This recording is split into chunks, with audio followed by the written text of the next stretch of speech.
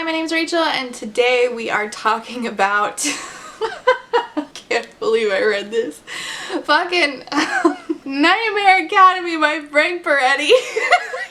Listen, this video was commissioned by Reese. Thank you, Reese, for commissioning this. If you don't know who Frank Peretti is, Frank Peretti is an author who wrote books that traumatized me as a kid until that time I was 19. I did not fully leave fundy beliefs until somewhere around like 23 or so, 22, I don't know, somewhere around there. And then I like really deconstructed at about 24, 25. I stopped living in a strict fundy household at 14, but the effects of growing up fundy and not having it challenged remained until I was a lot older. Frank Peretti has also written a lot of books with Ted Dekker. I have one in the trunk of my car, House, which is a Christian horror book. The title of it has to do with, it's set in a house, and all I remember about it is there's a scene where the characters who get stuck at this house are made to eat dog food. I don't know, it was very weird. Christian fiction is so fucking weird, man. I almost gave this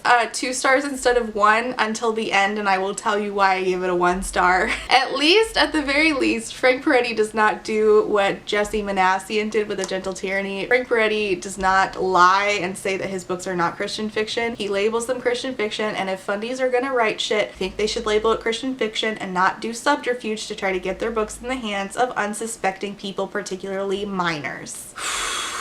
Okay, should we start with the synopsis for this? Fucking Frank Peretti. Oh god, this video is gonna be a mess. Did I take notes? No. By the way, today's makeup is going to piss off the fundies for sure. It is at the request of my patrons, as usual. Today's makeup's name, they requested trans pride flag vibes, but chaotic with a ombre lip. So here's that. Hello, it's me. I'm not a trash can today because I just finished filming and now I'm editing. So it's me, other Rachel, here to say thank you for being a friend to my Therapy Bills patrons. And those are Allie Magpie, Amanda, Ashley, Carlin, Claire, Des Roberts, Emperor's New Blues, Epic Hopes, Eric, Harley, Jack and Jill, John E, Kelly K, Quinn, Lee, Lex, Lunar Stargazer, Molly, Mrs. Kittybug, Rain, SJ, Samar, Scarlett, Shiny, Sierra, Tori, and Zachary. Thank you all so much for being a friend. Oh shoot, I have to tell you. So Nightmare Academy is actually book 2 in the Veritas Project by Frank Peretti, the Veritas Project series. There's only 2 books, he never came out with another one. And it's about this family, the Springfields. The parents are Nate and Sarah, and the teen children are Alicia and Elijah, because we can't just call a girl Elisha, but we have to name them Bible names. In book 1, Hangman's Curse, they go to solve, the Springfields like solve mysteries for the Veritas, the Truth Project, and they go to a high school where there was previously a murder or suicide, and there have been murders again, and the goth kids all think it's a ghost, and the goths are all worshipping this ghost. And anyway, they solve the mystery, and it, you know, Jesus is the answer in the end. Anyway, there is a movie. I have watched it a bunch of times because, again, I grew up fundy, and it actually stars Leighton Meester. So yeah, that's interesting. Poor Leighton. Her mom was abusive. Imagine being made to do that god-awful movie. Anyway, you do not have to read the first book in order to read the second book. Overly familiar with the Springfield family and, you know, their need to solve mysteries. And in the end, the answer again is always Jesus. Okay, so this family, Veritas Project, they solve mysteries. Cool. They're like, you know, the Christian Scooby Gang, but family, because everything has to be about family in Fundyland. Okay, here we go. Ready? The Veritas Project team has a new assignment: to find the truth behind the mysterious disappearance of 2 runaways. When one runaway turns up totally out of his mind and a government agent steps in to take over the case, the Springfields continue their own investigation. The twins, Elijah and Alicia, go undercover posing as runaways. What happens next will keep readers on the edges of their seats as the twins end up in a strange academy where truth is capitalized, is challenged, and a gang-like war develops, and Elijah is taken to an ominous mansion from which no one has ever returned. A great thriller with a realistic look at right and wrong. Is it? I don't think so. We open, there is a government agent who is told to not look into this shit by the president. I don't know why the president didn't want him to look into this, and this is never explained. They do it anyway. So government agent man and the Springfields are on the case to find out what happened to the missing children. So the two kids, Alicia and Elijah, go to the area where the runaways were last seen. Also, the government agent man goes to check on one of the missing kids who actually turned up, and he is at a mental hospital, and the only thing he's been saying is Nightmare Academy, Nightmare Academy. The kid's completely, out of his mind, and they can't really get anything out of him. They go to the area, the kids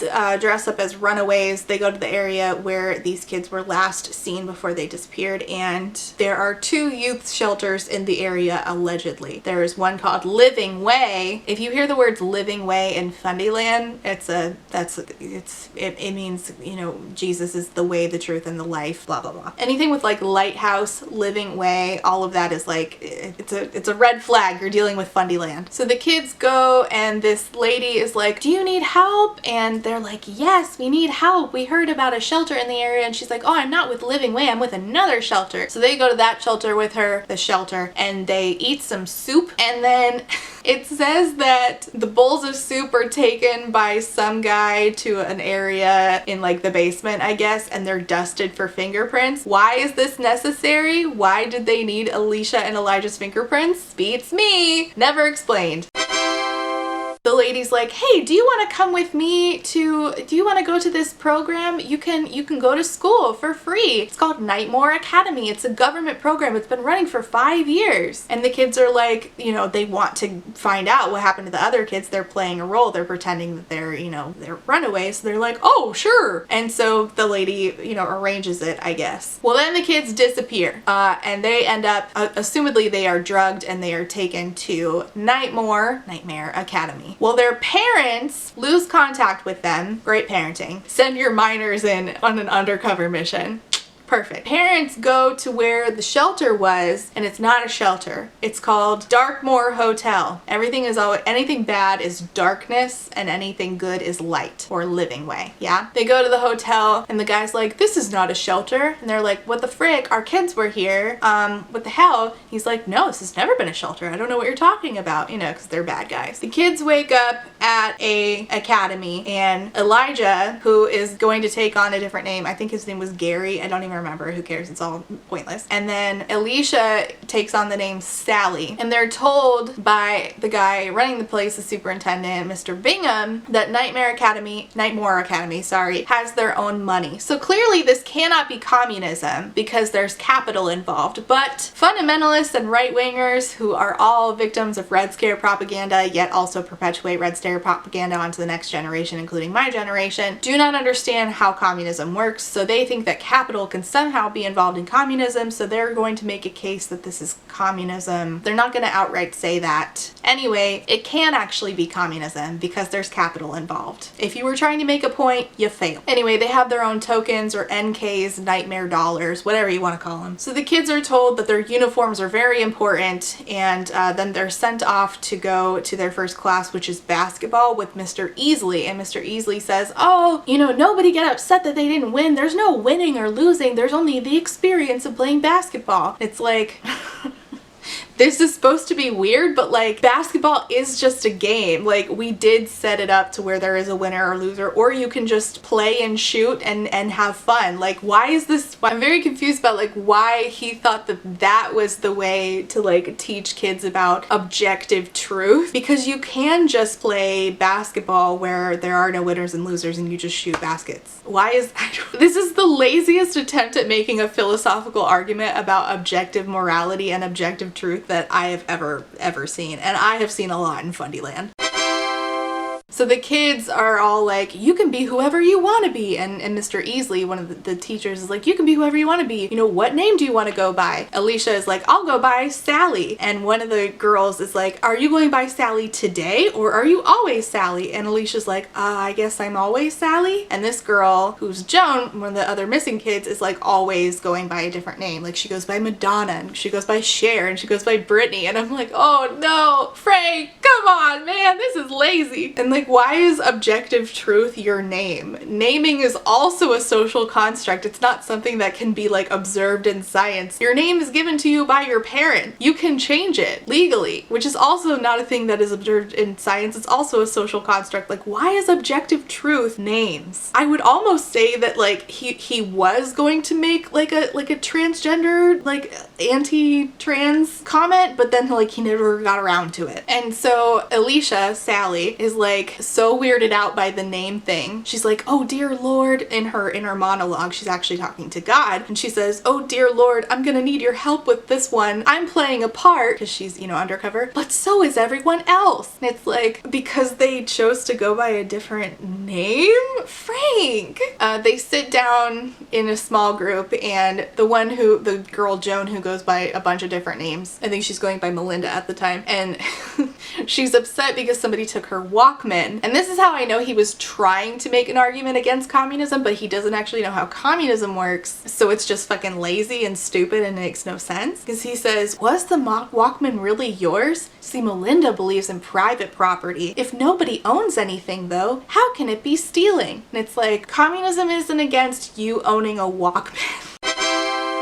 That's not how that works. The Red Scare propaganda is rife. And so Alicia and Elijah, Sally and Gary, are trying to argue against this in their, you know, small group. And he's like, you're trying to tell us that Melinda is wrong, and and Charlotte was okay for stealing Melinda's Walkman, and you're trying to tell us that both of them can be right at the same time because subjective truth, but you told Melinda that private property is unnecessary. It wasn't a both and, it was a neither or. And Mr. Easy's like, Sally, you're new, and you've been raised with certain ideas of right and wrong. We can build our own world right here and create a new truth. Truth can be whatever we agree on. And because I know Frank Peretti, I know that what he's talking about here is what he's really trying to comment on is not really communism, it's relative truth. And relative truth was like this big scare tactic. I've actually talked about this in a different video where Jessie Manassian herself was complaining about relative truth, which was like a big thing back in the day when I was a kid. People were constantly scared of relative truth. The truth can be whatever you want it to be. And in context, yes, sometimes it can, but there's also like observable scientific fact, which religion and faith are not. I'm sorry, they're just not. They are subjective. But Christians are adamant about the idea that it's opposite, that God is the objective truth and everything else is a lie. And truth cannot be relative to your person in any capacity. God is always the ultimate truth, which is ridiculous because even the Bible itself is interpreted in different ways across different sects of Christianity. So what happened is Elijah says, in response to Mr. Easley saying, we can build our own truth. Truth can be whatever we agree on. Elijah says to Mr. Easley, is that statement you just made right or wrong? And I was like, oh, you son of a bitch, Frank. This is something that actually happened to Frank in real life that he thinks was super cool, like one of the coolest moments he ever witnessed. And I know about it because I know Frank Peretti. I also know Ravi Zacharias. Ravi Zacharias is the guy who said that in real life while Frank was witnessing it. Some woman called in and said, you think you're right about this? They were talking about, you know, Christian apologetics and Christian philosophy. And Ravi Zacharias said to the woman, is that statement you just said true or false? And it's like, listen, I'm not going to take philosophical ideas. I'm not going to receive them from Ravi Zacharias. And I'll tell you why, because Ravi Zacharias really deserves his own authors behaving badly, but let me condense it for you real quick. Ravi Zacharias was a piece of shit who told the entire Christian world, who said, no, I never was a sexual deviant. I never sexually harassed a woman. I never did anything inappropriate. And this woman came out and said her piece and said, yes, he did. I was sexually harassed by Ravi Zacharias. And she lost so much because of her coming forward. And he said no. And he sued her. And I think he won. And his daughter stood by him. And then this motherfucker dies. Gets away with everything. To his death, okay? Kept his title, kept his money, kept everything. That motherfucker died, and then it all came out. She wasn't lying, and there were tons of other victims. That piece of shit was out there sexually harassing massage therapists over and over and over again. And then his daughter had to bear the brunt of this, which, like, I don't love her.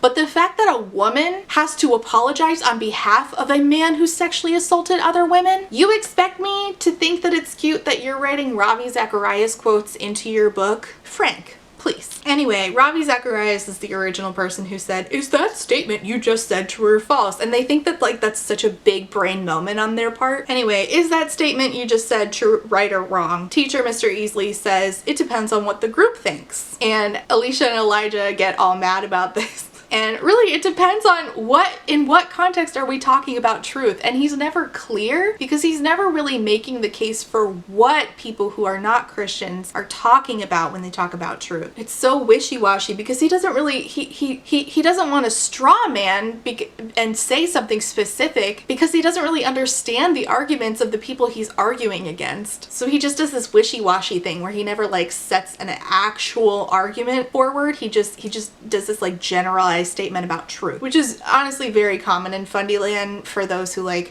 don't really understand what they're debating and they just hold fast to their beliefs. Anyway, Mr. Easley gets upset with them and says, "This academy is about peace, unity, and brotherhood, and all you two are doing is destroying everything we're about." But that doesn't make any fucking sense because they've had one conversation. This is their first day there, and he just admitted that they're new. He said at the beginning of this conversation, "You're new and you've been raised with certain ideas of right and wrong."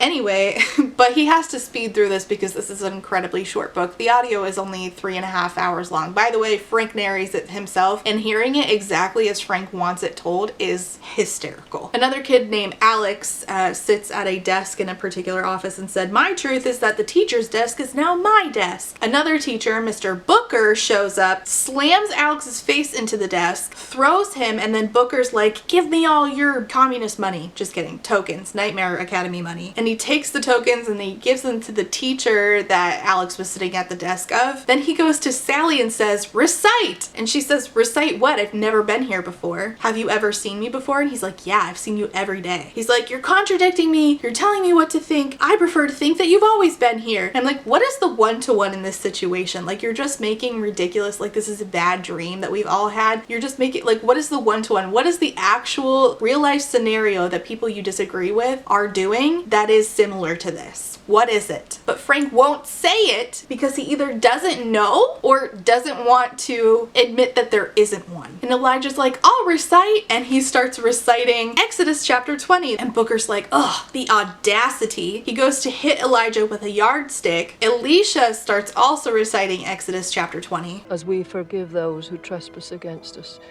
Lead us not into temptation, but deliver us." And Booker gets frustrated. He calls Bible rubbish and essentially says like, truth is relative, yada yada, your God is nonsense or whatever. The boys start raiding the dorms and they call it sharing, and a bunch of them steal each other's uniforms. This will be relevant in a second. They are in a class with Mr. Easley again, and they're arguing with him again about truth. And he says, "Listen, our world is full of different cultures, different views of right and wrong, and we're seeing that right here. But we don't have to agree with anyone else's idea of right and wrong as long as we respect each other." Alicia says, "Mr. Easley, in some cultures they love their neighbor, and in some cultures they eat their neighbor. Which do you respect?" And Mr. Easley says, "I respect them both." And she says, "You can't have it both ways. If you respect my neighbor's right to go in my room and take my things, then you don't respect my right to peace and safety." Are we equating eating people to stealing pieces of a uniform? Interesting. And he says, "Oh, and I suppose you're gonna tell us what's right and wrong." And she says, "I don't decide, God decides. Remember the 10 Commandments? They'd solve a lot of the problems around here." And he says, "Oh, just impose your religion on everyone else so they can't think for themselves? Is that how it works?" "Yes." And she says, "It isn't like that. It categorically is. You have God in your corner, so you get all the rights, the right to persecute. Why not lead a few more crusades while you're at it?" says Mr. Easley. And so they walk away and she says, "He twisted everything we said, and now we're the intolerant bigots and know-it-alls." No, he's pointing out that historically, when you use the Bible, as you're doing, to impose rule and order over others, it leads to the Crusades and Christofascism. He's correct. And instead of course, instead of acknowledging that and actually arguing that point, Frank says, oh, it makes me sad when people point things out that I'm a bigot. He twisted my words. No, nobody twisted your words, Frank. And what's funny is like the same justification that Easley is using, Frank is using, just on the flip. Like, Frank, you are no different. You think that you are right because God, so you think that you should impose your law on others. You are using relative truth relative to your religion. Booker tries to bribe Elijah with real money to be a cop, his words, to report on anything. Elijah says no and says, Booker, for you it's all about power. For me it's about God and truth. I could never work for you. And Booker multiple times says, I have the power, I have the power. So like, congrats, you understand authoritarianism, Frank, and how dictatorships are a problem. You know what typically leads to dictatorships, Frank? It's not communism, it's class division and capital. You know what is a capital-free society as well as a class-free society? It's communism, Frank. Booker busts into a class and demands that the students give him their money and their, fake KMs, their Nightmare Academy money, and then also tells them to buy back all of the uniform pieces from the school store that they stole from each other, which I'm like, wait, why doesn't he just say to like give the pieces back to each other? But none of this makes sense, but it doesn't have to because Frank doesn't understand what argument he's making. Easley has Alex, one of the kids, Elijah, Gary, fist fight each other for peace. And I'm like, wow, isn't that sort of how war works? War that is encouraged by both the Bible and also by conservative Christians living in the United States today. Just wondering. Then Easley says, you should join together under one king, one viewpoint, one family. And I'm like, bruh, that's literally Christofascism. Join together under one king, the King of Kings, which is Jesus. Y'all call each other brothers and sisters in Christ, like, and you want to implement Christianity in all sects of government. You are the thing that you say you are against. It's fine when I do it.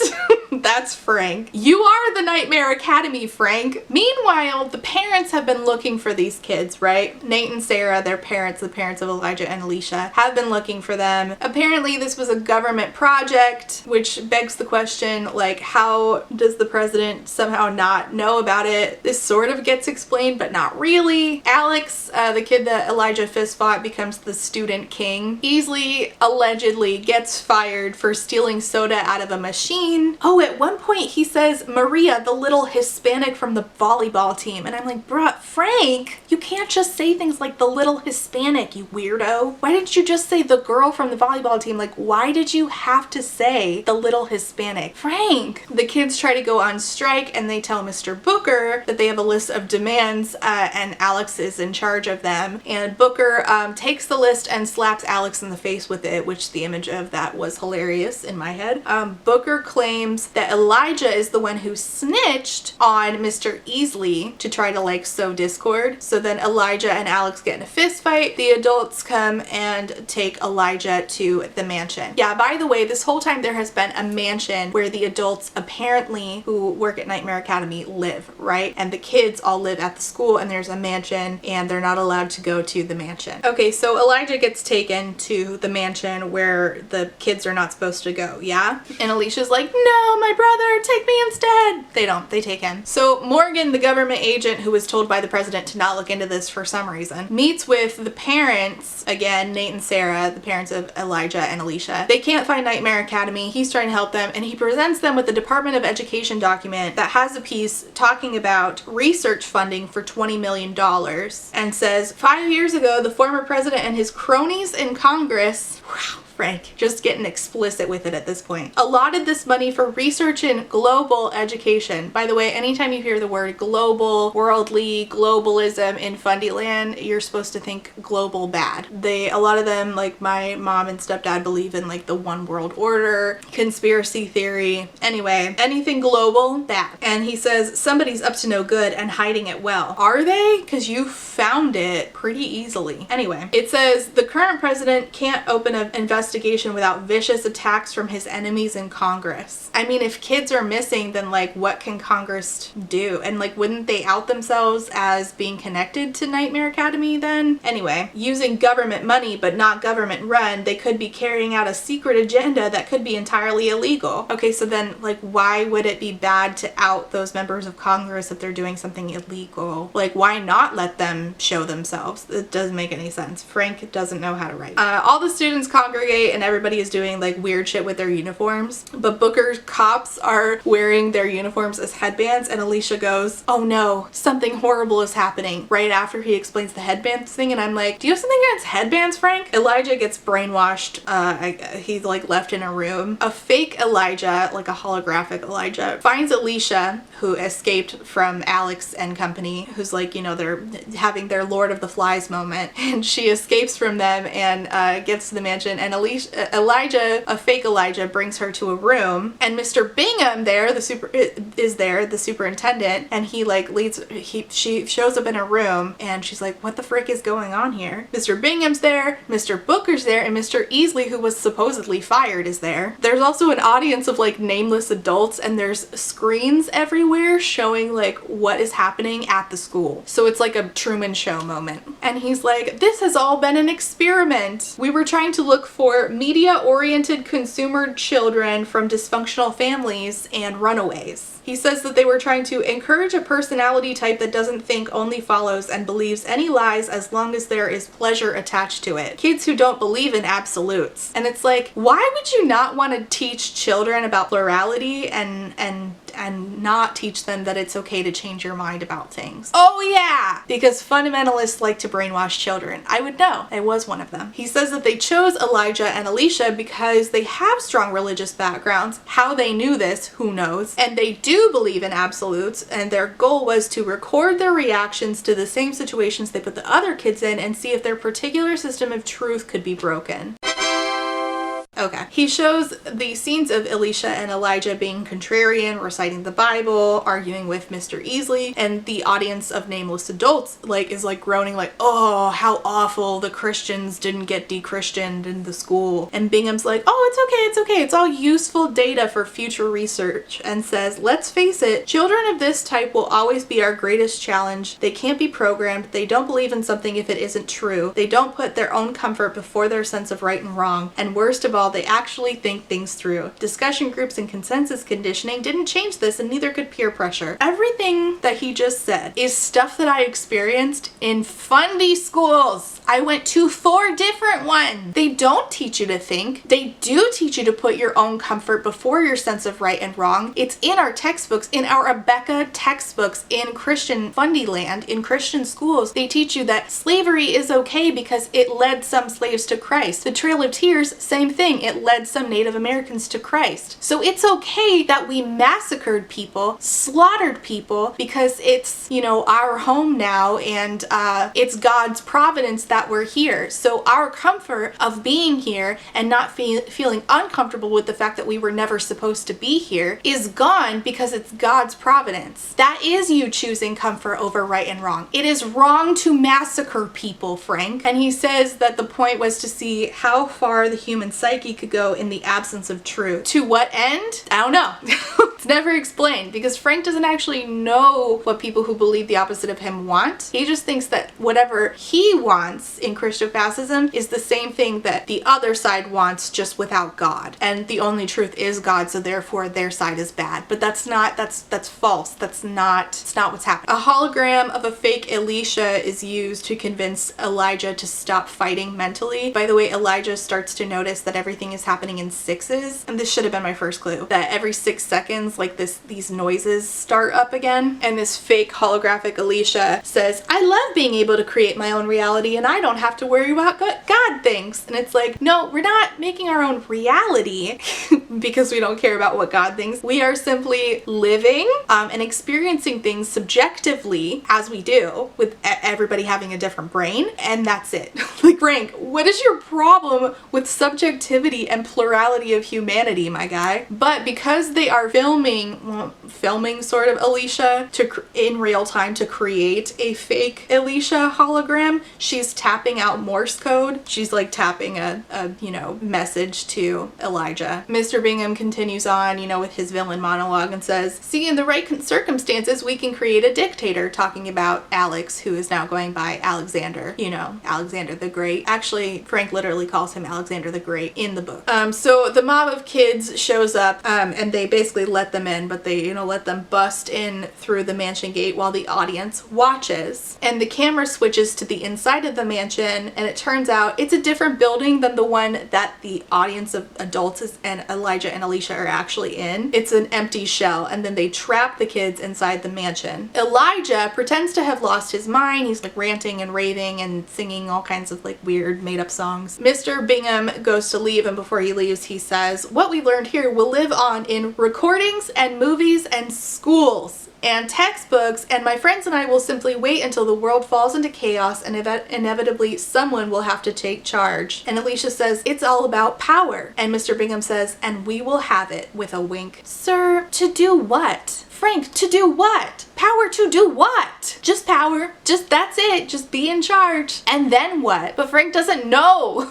Frank, what exactly are you scared of? Do you know? There's like a computerized system that is setting off these explosions one by one for some unknown reason of the different parts of the school. It's all being destroyed, and the one that the kids are in is about to like go off, and the code, like, the code to stop the bomb. Elijah's sitting there trying to figure it out, and he finally figures it out, and I was like, what's the code gonna be? Like, what? This has to be relative. It has to be relative, Rachel. It has to be relative, Rachel. You want to guess what the code was? The number of the devil, 666. Kill me. Oh my god, I'm just so stupid. Like, the fact that I didn't guess that. And that was the moment when, just out of pettiness, I took this book from a 2 to a 1. So their parents finally show up and, save them and the rest of the kids, and in the end, Nate is writing a report about all of this to the government officer agent Morgan, who's going to deliver it directly to the president. Again, why did the president say to Morgan not to look into this? I still don't know. I'm sure Frank doesn't either. It says most of the people arrested on that day were scholars, thinkers, and academics. Of course they were. Fear the scholars. Well, they were not widely known by the public. These people have proven highly influential over public education over the past 15 to 20 years, and would have had a keen interest in the experimental findings of the Nightmare Project. Why? Frank doesn't know. He just wants to write evil and power for their sake. He doesn't really understand who he's villainizing or what their motivations are. He just thinks no God equals bad. Okay, you understand nothing. I get it. That's like me saying that every Christian is a fundy and therefore bad. I don't think that. I think there are lots of Christians who don't want to support Christofascism. I don't think that every Christian believes in that nonsense. But everybody arrested was just a visitor and was just, listening to what Mr. Bingham said. Doesn't really have anything to do with what happened at the Nightmare Project other than, what Mr. Bingham told them. Mr. Bingham, Mr. Booker, and Mr. Easley all got away. It said that they had backings from people in Congress. Which Congress members? They don't know, but they somehow know that they were backed by Congress. And they were also backed by people in the Department of Education under the previous administration. Which people? They don't know. How do they even know this at all? Don't know. And those people can be expected to hide Bingham and Company until a more opportune time. They can? How do you know that? How? You don't even know who these people are, or how, you don't even explain how you know that they exist at all. How do you know that they do that? This is lazy. And I can only wish you God's providence in finding them. And he talks about needing to arm themselves in case an agenda like this ever arises. An agenda like what? What were those people after? And why are you against it? I don't understand what point you're exactly trying to make. You weren't explicit about it. All you've said is public education education bad. Why? Because God is truth and anything that is not God is not true. Truth of what? Be more specific. But that's how you brainwash kids, is that you generalize things so that all they know is that one base idea. God is truth, everything else is a lie. Frank and company, fundies, are the ones that don't want kids to think critically. I would know. I was one of them. I was raised on Frank Peretti. I was raised in fundamentalist schools. That's why I say that it's a cult, or at least cult adjacent. He says that Elijah is even better now at processing information, and Alicia is writing fiction with like great depth, and he attributes this to living at Nightmare Academy, which he calls a world without truth, and says that the reason that they are even better at processing and like more efficient is because they lived in an environment with a hatred for truth. He says that they are a free people because we live according to what we know is right and wrong. I know what right and wrong is, but I also know that there are morally gray areas in life. Like, if you have no money but you have to eat and you have to steal food to feed yourself or others who need to be fed, that's moral grayness. He calls the Nightmare Academy an exploration in what people will do when pushed to the edge with no moral foundation. And of course, the only moral foundation that is valid to fundamentalists is biblical ideas of morality that they interpret themselves. He said that, of course, Jesus said that you shall know the truth and the truth shall set you free. So where else can truth come from but from God, who is by name truth itself? And it's that he's like looking at the kids at the end out the window and he's like, wow, they're so free. It's like, I mean, I guess they're free to believe exactly what you want them to believe. What's so funny is like the Nightmare Academy is my experience in 4 different Christian schools, 4 different ones across 2 counties in the state of Florida, where I am now seeing Ron DeSantis support absolute outright fascism. I'm just very confused at the double standards and the hypocrisy. Anything that is not Christo-fascism is bad, but why? Prove it. Give me some observable, objective truth to believe in. Sorry, is that me being too academic? Like, anything that is actual learning is bad unless it comes from the Bible. This is why I had to waste time in classes like disproving evolution, and why all of my fucking science was answers in Genesis. Why my history lessons were from the Bible. My science lessons were from the Bible. I was taught that dinosaurs roamed the earth at the same time as humans did because the Bible says that about Behemoth in the book of Job. The Bible was written thousands of years ago by people in a different language and has been interpreted over and over again. Frank, that's not objective truth, my guy. The thing about fundies and their philosophy is it's so fucking lazy. Like, I've read part of Ravi Zacharias' book, which I'm sure that Frank thinks is like so fucking profound because they were like bros. And it's stupid. Like, he says that Marxism bad because atheists were Marxists. And it's like, okay, and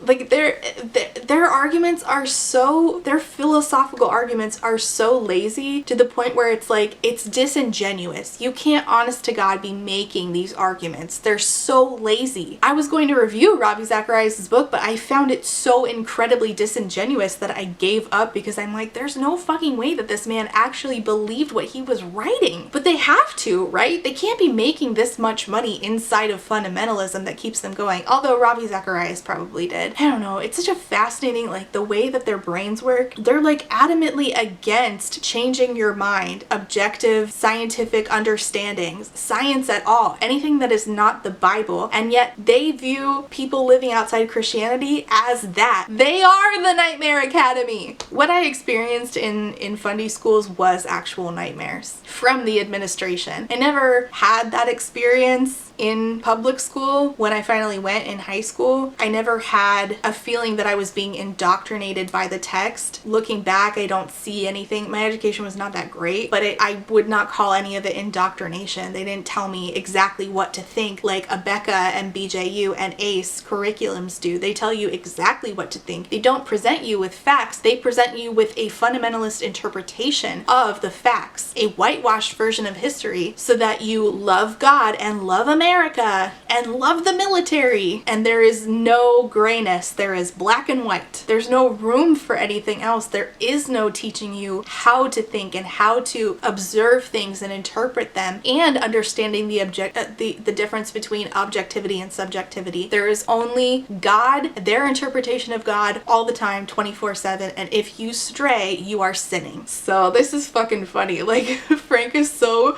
chronically self-unaware that he is the thing that he claims to hate. My experiences in Christian school mirror exactly what he wrote in Nightmare Academy. How self-unaware can you be? Anyway, that's it. That's my review of Nightmare Academy by Frank Peretti. Thanks so much for watching. Leave your comments and questions down below, and I will see you next time. Bye. Before I go, I have to say thank you for being a friend to my Potato Search Marxist patrons, and those are Abby, Aiden, Alicia, Allison, Amanda, Andy, Angelica, Anita, Artie the Ninth, Ava, BB, Bethann, Ray, Caitlin, Carlin, Catherine, Kathy, Cheyenne, Chris, CJ, Corwin, Corey, Darren, Deandra, Deborah, Diet Goth, Dorian, Douglas, Ebby, Eden, Elise, Elia, Emily, Ava, Faith, Grace, Gracie, Haley, Hannah C, Hannah T, Helen, Horror Goose, India Inks, JT, Jen with 2 N's, Jillian, Joni, Jules, Kaylee, Kate, Catherine, Katya, Keely, Kelsey, Kylie, Laura, Lauren B, Library of Scars, Liz Cardigan, Luna Moth, Lustful Octopus,